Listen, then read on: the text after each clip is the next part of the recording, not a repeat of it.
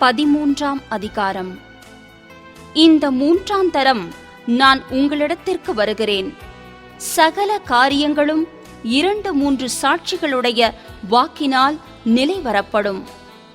நான் 2ஆம் தரம் உங்களிடத்திலிருந்தபோது சொன்னது போல, இப்பொழுது தூரமாயிருந்தும் உங்களிடத்தில் இருக்கிறவனாக நான் மறுபடியும் வந்தால் தப்பவிட மாட்டேனென்று முன்பு பாவம் செய்தவர்களுக்கும் மற்ற எல்லாருக்கும் முன்னறிவித்து எழுதுகிறேன். கிறிஸ்து எனக்குள்ளே பேசுகிறார் என்பதற்கு அத்தாட்சி தேடுகிறீர்களே. அவர் உங்களிடமாய் பலவீனர் அல்ல, உங்களிடத்தில் வல்லவராயிருக்கிறார். ஏனெனில் அவர் பலவீனத்தால் சிலுவையில் அறையப்பட்டிருந்தும் தேவனுடைய வல்லமையினால் பிழைத்திருக்கிறார். அப்படி நாங்களும் அவருக்குள் பலவீனராயிருந்தும் உங்களிடமாய் விளங்கிய தேவனுடைய வல்லமையினால் அவருடனே கூட பிழைத்திருப்போம். நீங்கள் விசுவாசம் உள்ளவர்களோவென்று உங்களை நீங்களே சோதித்து அறியுங்கள். உங்களை நீங்களே பரீட்சித்து பாருங்கள். இயேசு கிறிஸ்து உங்களுக்குள் இருக்கிறார் என்று உங்களை நீங்களே அறியீர்களா? நீங்கள் பரீட்சைக்கு நில்லாதவர்களாயிருந்தால் அறியீர்கள். நாங்களோ பரீட்சைக்கு நில்லாதவர்கள் அல்லவென்பதை அறிவீர்கள் என்று நம்புகிறேன். மேலும் நீங்கள் ஒரு பொல்லாங்கும் செய்யாதிருக்கும்படியாக தேவனை நோக்கி விண்ணப்பம் பண்ணுகிறேன். நாங்கள் பரீட்சைக்கு நின்றவர்கள் என்று காணும்படும் பொருட்டல்ல, நாங்கள் பரீட்சைக்கு நில்லாதவர்கள் போலிருந்தாலும் நீங்கள் நலமானதைச் செய்யும் பொருட்டே விண்ணப்பம் பண்ணுகிறேன். சத்தியத்திற்கு விரோதமாக நாங்கள் ஒன்றும் செய்யக்கூடாமல் சத்தியத்திற்கு அனுகூலமாகவே செய்யக்கூடும்.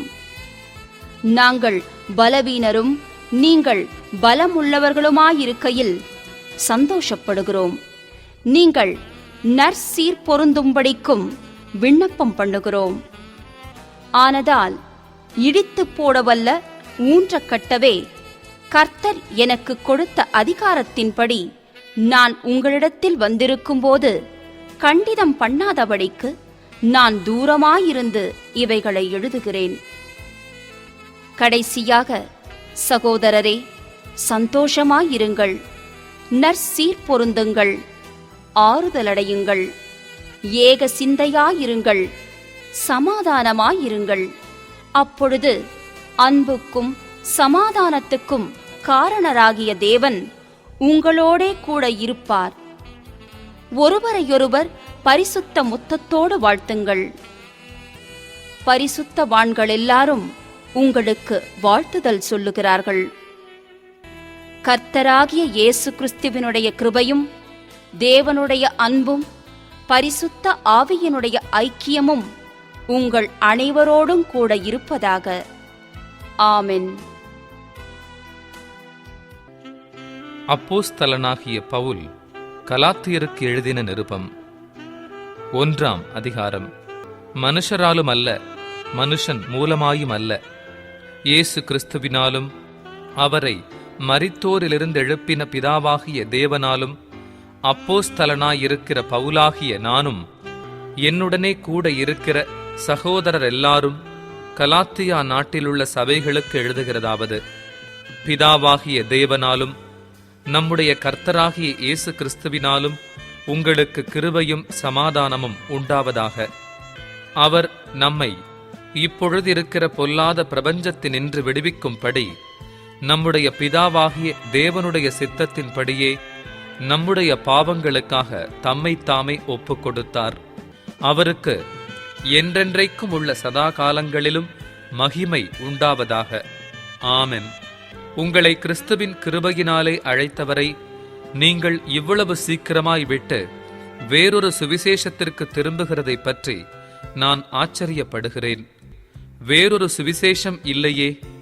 சிலர் உங்களை கலகப்படுத்தி கிறிஸ்துவினுடைய சுவிசேஷத்தை புரட்ட மனதாயிருக்கிறார்களே அல்லாமல் வேறல்ல.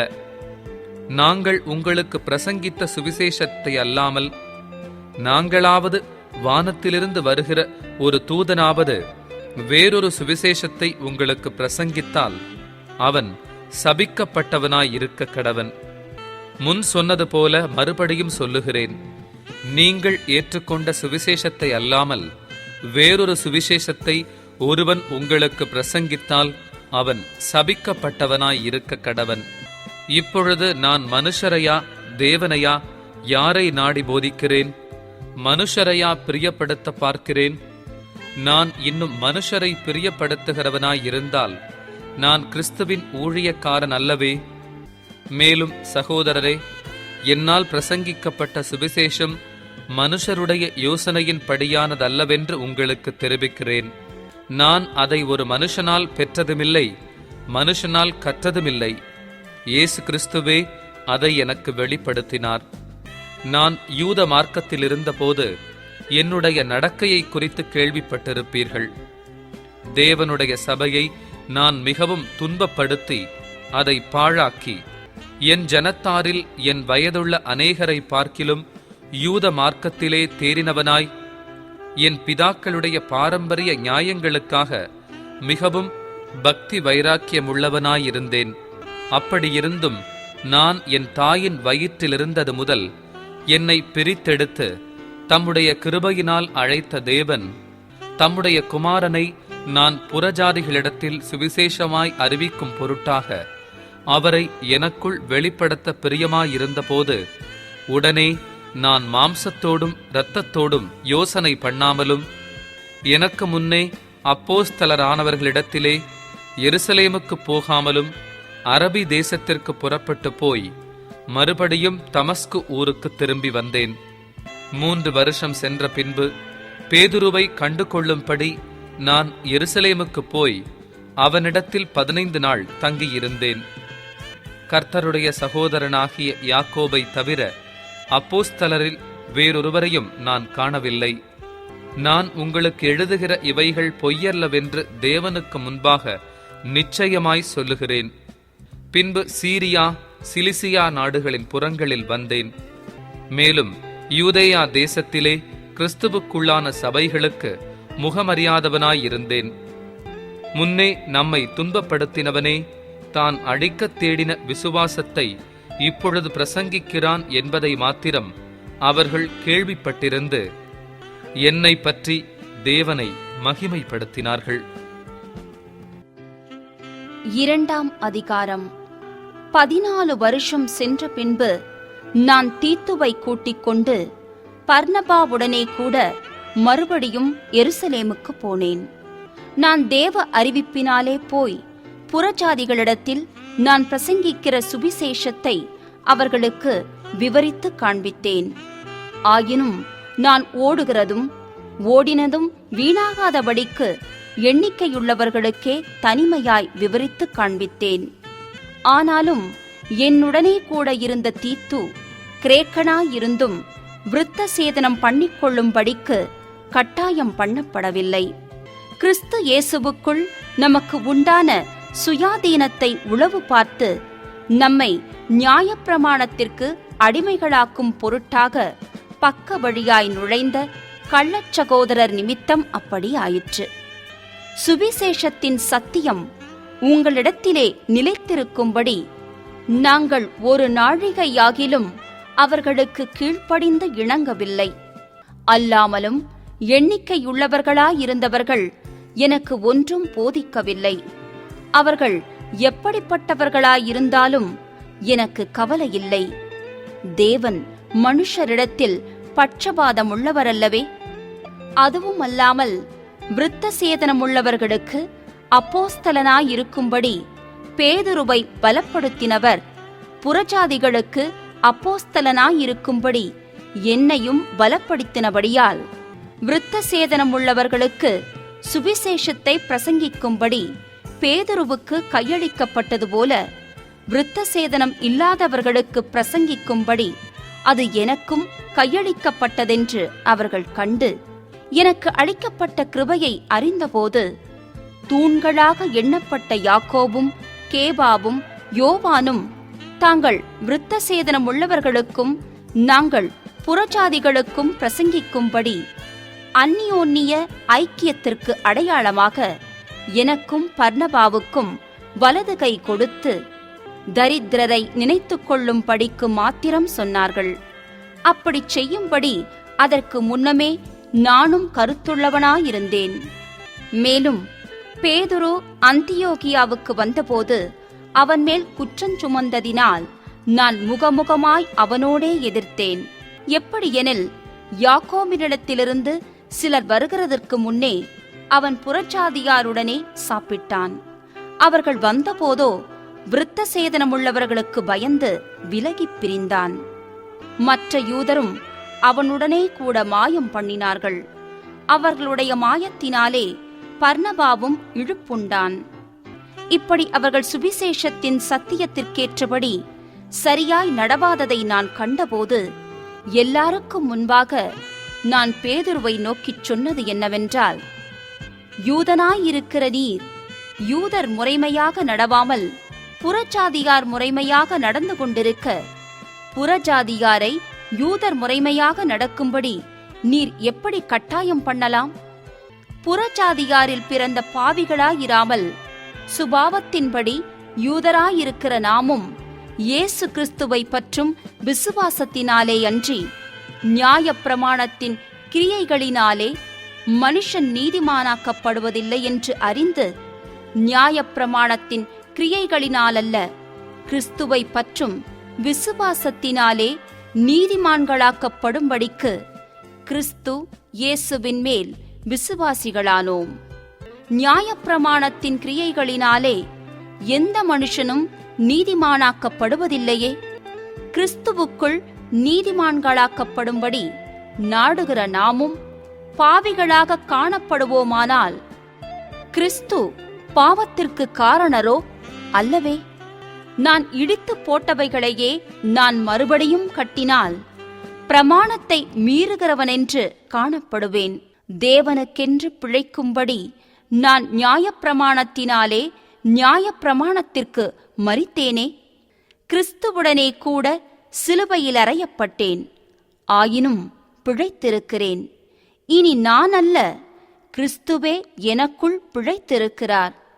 நான் இப்பொழுது மாம்சத்தில் பிழைத்திருக்கிறதோ, என்னில் அன்பு கூர்ந்து எனக்காக தம்மைத்தாமே ஒப்புக்கொடுத்த தேவனுடைய குமாரனை பற்றும் விசுவாசத்தினாலே பிழைத்திருக்கிறேன். நான் தேவனுடைய கிருபையை விருதாவாக்குகிறதில்லை. நீதியானது நியாயப்பிரமாணத்தினாலே வருமானால் கிறிஸ்து மரித்தது வீணாயிருக்குமே. 3ஆம் அதிகாரம். புத்தியில்லாத கலாத்தியரே, நீங்கள் சத்தியத்திற்கு கீழ்ப்படியாமற் போகத்தக்கதாக உங்களை மயக்கினவன் யார்? இயேசு கிறிஸ்து சிலுவையில் அறையப்பட்டவராக உங்கள் கண்களுக்கு முன் பிரத்யட்சமாய் உங்களுக்குள்ளே வெளிப்படுத்தப்பட்டிருந்தாரே. ஒன்றை மாத்திரம் உங்களிடத்தில் அறிய விரும்புகிறேன். நியாயப்பிரமாணத்தின் கிரியைகளினாலேயோ விசுவாச கேள்வியினாலேயோ எதினாலே ஆவியை பெற்றீர்கள்? ஆவியினாலே ஆரம்பம் பண்ணின நீங்கள் இப்பொழுது மாம்சத்தினாலே முடிவு பெறப் போகிறீர்களோ? நீங்கள் இத்தனை புத்தியீனரா? இத்தனை பாடுகளையும் வீணாய்ப்பட்டீர்களோ? அவைகள் வீணாய் போயிற்றே. அன்றியும் உங்களுக்கு ஆவியை அளித்து உங்களுக்குள்ளே அற்புதங்களை நடப்பிக்கிறவர் அதை நியாயப்பிரமாணத்தின் கிரியைகளினாலேயோ விசுவாச கேள்வியினாலேயோ எதினாலே செய்கிறார்? அப்படியே ஆபிரகாம் தேவனை விசுவாசித்தான், அது அவனுக்கு நீதியாக எண்ணப்பட்டது. ஆகையால் விசுவாச மார்க்கத்தார்கள் எவர்களோ அவர்களே ஆபிரகாமின் பிள்ளைகளென்று அறிவீர்களாக. மேலும் தேவன் விசுவாசத்தினாலே புறஜாதிகளை நீதிமான்களாக்குகிறார் என்று வேதம் முன்னாகக் கண்டு, உனக்குள் சகல ஜாதிகளும் ஆசீர்வதிக்கப்படும் என்று ஆபிரகாமுக்கு சுவிசேஷமாய் முன்னறிவித்தது. அந்தப்படி விசுவாச மார்க்கத்தார் விசுவாசமுள்ள ஆபிரகாமுடனே ஆசீர்வதிக்கப்படுகிறார்கள். நியாய பிரமாணத்தின் கிரியைக்காரராகிய யாவரும் சாபத்திற்குட்பட்டிருக்கிறார்கள். நியாய பிரமாண புஸ்தகத்தில் எழுதப்பட்டவைகளையெல்லாம் செய்யத்தக்கதாக அவைகளில் நிலைத்திராதவன் எவனோ அவன் சபிக்கப்பட்டவன் என்று எழுதியிருக்கிறதே. நியாய பிரமாணத்தினாலே ஒருவனும் தேவனிடத்தில் நீதிமானாகிறதில்லை என்பது வெளியரங்கமாயிருக்கிறது. ஏனெனில் விசுவாசத்தினாலே நீதிமான் பிழைப்பான் என்று எழுதியிருக்கிறதே. நியாயப்பிரமாணமோ விசுவாசத்திற்குரியதல்ல. அவைகளை செய்கிற மனுஷனே அவைகளால் பிழைப்பான். மரத்திலே தூக்கப்பட்ட எவனும் சபிக்கப்பட்டவன் என்று எழுதியிருக்கிறபடி கிறிஸ்து நமக்காக சாபமாகி நியாயப்பிரமாணத்தின் சாபத்திற்கு நம்மை நீங்களாக்கி மீட்டுக்கொண்டார். ஆபிரகாமுக்கு உண்டான ஆசீர்வாதம் கிறிஸ்து இயேசுவினால் புறஜாதிகளுக்கு வரும்படியாகவும் ஆவியை குறித்து சொல்லப்பட்ட வாக்குத்தத்தத்தை நாம் விசுவாசத்தினாலே பெரும்படியாகவும் இப்படியாயிற்று. சகோதரரே, மனுஷர் முறைமையின்படி சொல்லுகிறேன். மனுஷர்களுக்குள்ளே உறுதி பண்ணப்பட்ட உடன்படிக்கையை ஒருவனும் தள்ளுகிறதுமில்லை, அதனோடே ஒன்றையும் கூட்டுகிறதுமில்லை. ஆபிரகாமுக்கும் அவனுடைய சந்ததிக்கும் வாக்குத்தத்தங்கள் பண்ணப்பட்டன. சந்ததிகளுக்கு என்று அநேகரை குறித்துச் சொல்லாமல் உன் சந்ததிக்கு என்று ஒருவனை குறித்து சொல்லியிருக்கிறார். அந்த சந்ததி கிறிஸ்துவே. ஆதலால் நான் சொல்லுகிறதென்னவெனில், கிறிஸ்துவை முன்னிட்டு தேவனால் முன் உறுதி பண்ணப்பட்ட உடன்படிக்கையை 430 வருஷத்திற்கு பின்பு உண்டான நியாயப்பிரமாணமானது தள்ளி வாக்கு தத்தத்தை வியர்த்தமாக்க மாட்டாது. அன்றியும் சுதந்திரமானது நியாயப்பிரமாணத்தினாலே உண்டானால் அது வாக்கு தத்தத்தினாலே உண்டாயிராது. தேவன் அதை ஆபிரகாமுக்கு வாக்கு தத்தத்தினாலே அருளிச் செய்தாரே. அப்படியானால் நியாயப்பிரமாணத்தின் நோக்கம் என்ன? வாக்கு தத்தத்தை பெற்ற சந்ததி வருமளவும் அது அக்கிரமங்களின் நிமித்தமாக கூட்டப்பட்டு தேவதூதரை கொண்டு மத்தியஸ்தன் கையிலே கட்டளையிடப்பட்டது. மத்தியஸ்தன் ஒருவனுக்குரியவன் அல்ல, தேவனோ ஒருவர். அப்படியானால் நியாயப்பிரமாணம் தேவனுடைய வாக்கு தத்தங்களுக்கு விரோதமா? அல்லவே. உயிரை கொடுக்கத்தக்க நியாயப்பிரமாணம் அருளப்பட்டிருந்ததானால் நீதியானது நியாயப்பிரமாணத்தினால் உண்டாயிருக்குமே. அப்படி இராதபடியால் இயேசு கிறிஸ்துவை பற்றும் விசுவாசத்தினாலே பலிக்கிற வாக்குத்தத்தம் விசுவாசம் உள்ளவர்களுக்கு அளிக்கப்படும்படி வேதம் எல்லாரையும் ஏகமாய் பாவத்தின் கீழ் அடைத்து போட்டது. ஆதலால் விசுவாசம் வருகிறதற்கு முன்னே வெளிப்படப் போகிற விசுவாசத்திற்கு ஏதுவாக நாம் அடைக்கப்பட்டவர்களாய் நியாயப்பிரமாணத்தின் கீழ் காவல் பண்ணப்பட்டிருந்தோம். இவ்விதமாக நாம் விசுவாசத்தினாலே நீதிமான்களாக்கப்படுவதற்கு நியாயப்பிரமாணம் நம்மை கிறிஸ்துவினிடத்தில் வழிநடத்துகிற உபாத்தியாய் இருந்தது. விசுவாசம் வந்த பின்பு நாம் உபாத்திக்கு கீழானவர்கள் அல்லவே. நீங்கள் எல்லாரும் கிறிஸ்து இயேசுவை பற்றும் விசுவாசத்தினால் தேவனுடைய புத்திரராயிருக்கிறீர்களே. ஏனெனில் உங்களில் கிறிஸ்துவுக்குள்ளாக ஞானஸ்நானம் பெற்றவர்கள் எத்தனை பேரோ அத்தனை பேரும் கிறிஸ்துவை தரித்துக் கொண்டீர்களே. யூதன் என்றும் கிரேக்கன் என்றும் இல்லை, அடிமை என்றும் சுயாதீனன் என்றும் இல்லை, ஆணென்றும் பெண்ணென்றும் இல்லை. நீங்கள் எல்லாரும் கிறிஸ்து இயேசுவுக்குள் ஒன்றாயிருக்கிறீர்கள். நீங்கள் கிறிஸ்துவினுடையவர்களானால் ஆபிரகாமின் சந்ததியாராயும் வாக்குத்தத்தத்தின்படியே சுதந்திரராயும் இருக்கிறீர்கள். 4ஆம் அதிகாரம். பின்னும் நான் சொல்லுகிறதென்னவெனில், சுதந்திரவாளியானவன் எல்லாவற்றிற்கும் எஜமானாயிருந்தும் அவன் சிறு பிள்ளையாயிருக்கும் காலமளவும் அவனுக்கும் அடிமையானவனுக்கும் வித்தியாசமில்லை.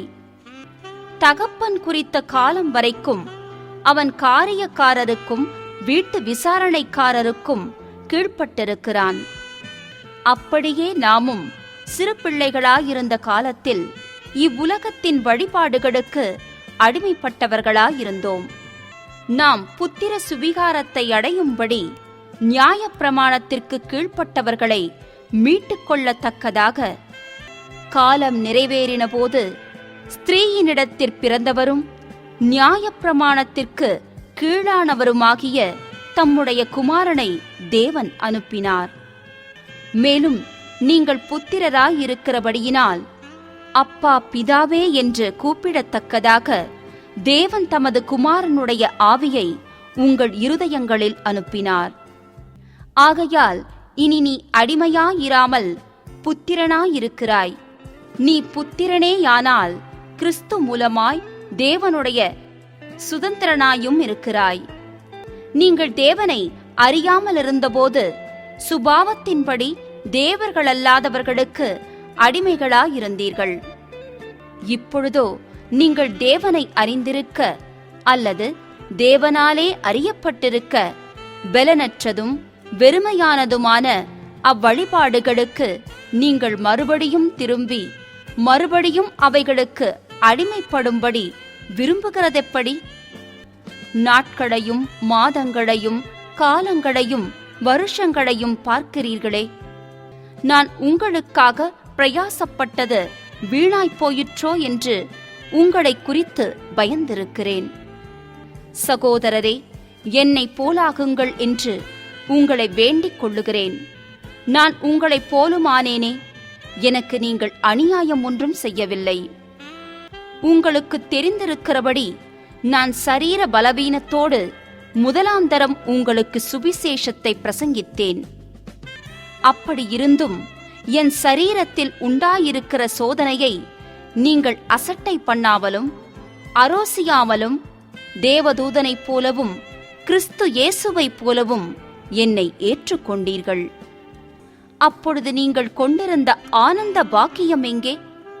உங்கள் கண்களை பிடுங்கி எனக்கு கொடுக்கக்கூடுமானால் அப்படியும் செய்திருப்பீர்கள் என்று உங்களுக்குச் சாட்சியாயிருக்கிறேன். நான் உங்களுக்குச் சத்தியத்தை சொன்னதினாலே உங்களுக்கு சத்ருவானேனோ? அவர்கள் உங்களை நாடி வைராக்கியம் பாராட்டுகிறார்கள். ஆகிலும் நல்மனதோடே அப்படி செய்யாமல் நீங்கள் அவர்களை நாடி வைராக்கியம் பாராட்டும் பொருட்டு உங்களை புறம்பாக்க விரும்புகிறார்கள். நல் விஷயத்தில் வைராக்கியம் பாராட்டுவது நல்லதுதான். அதை நான் உங்களிடத்தில் இருக்கும் பொழுது மாத்திரமல்ல, எப்பொழுதும் பாராட்ட வேண்டும். என் சிறு பிள்ளைகளே, கிறிஸ்து உங்களிடத்தில் உருவாகும் அளவும் உங்களுக்காக மறுபடியும் கர்ப்ப வேதனைப்படுகிறேன்.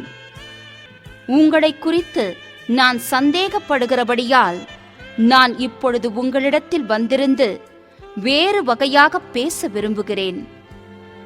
நியாயப்பிரமாணத்திற்கு கீழ்ப்பட்டிருக்க விரும்புகிற நீங்கள் நியாயப்பிரமாணம் சொல்லுகிறதை கேட்கவில்லையா? இதை எனக்குச் சொல்லுங்கள். ஆபிரகாமுக்கு 2 குமாரர் இருந்தார்கள் என்று எழுதியிருக்கிறது. ஒருவன் அடிமையானவளிடத்தில் பிறந்தவன், ஒருவன் சுயாதீனமுள்ளவளிடத்தில் பிறந்தவன். அடிமையானவளிடத்தில் பிறந்தவன் மாம்சத்தின்படி பிறந்தான். சுயாதீனமுள்ளவளிடத்தில் பிறந்தவன் வாக்குத்தத்தத்தின்படி பிறந்தான். இவைகள் ஞான அர்த்தமுள்ளவைகள். அந்த ஸ்திரீகள் 2 ஏற்பாடுகளாம். ஒன்று சீனாய் மலையிலுண்டான ஏற்பாடு. அது அடிமைத்தனத்திற்குள்ளாக பிள்ளை பெறுகிறது. அது ஆகார் என்பவள்தானே? ஆகார் என்பது அரபி தேசத்திலுள்ள சீனாய் மலை. அந்த ஆகார் இப்பொழுதிருக்கிற எருசலேமுக்குச் சரி. இவள் தன் பிள்ளைகளோடே கூட அடிமைப்பட்டிருக்கிறாளே. மேலான எருசலேமோ சுயாதீனமுள்ளவள், அவளே நம்மெல்லாருக்கும் தாயானவள். அந்தப்படி பிள்ளை பெறாத மலடியே, மகிழ்ந்திரு. கர்ப்ப வேதனை படாதவளே, களிப்பாய் எழும்பி ஆர்ப்பரி. புருஷனுள்ளவளை பார்க்கிலும் அநாத ஸ்திரீக்கே அதிக பிள்ளைகளுண்டு என்று எழுதியிருக்கிறது. சகோதரரே, நாம் ஈசாக்கைப் போல வாக்குத்தத்தத்து பிள்ளைகளாயிருக்கிறோம். ஆகிலும் மாம்சத்தின்படி பிறந்தவன் ஆவியின்படி பிறந்தவனை அப்பொழுது துன்பப்படுத்தினது போல இப்பொழுதும் நடந்து வருகிறது. அதை குறித்து வேதம் என்ன சொல்லுகிறது? அடிமையானவளின் மகன் சுயாதீனமுள்ளவளுடைய குமாரனோடே சுதந்திரவாளியாயிருப்பதில்லை. ஆகையால் அடிமையானவளையும் அவளுடைய மகனையும் புறம்பே தள்ளு என்று சொல்லுகிறது. இப்படியிருக்க சகோதரரே, நாம் அடிமையானவளுக்கு பிள்ளைகளாயிராமல் சுயாதீனமுள்ளவளுக்கே பிள்ளைகளாயிருக்கிறோம்.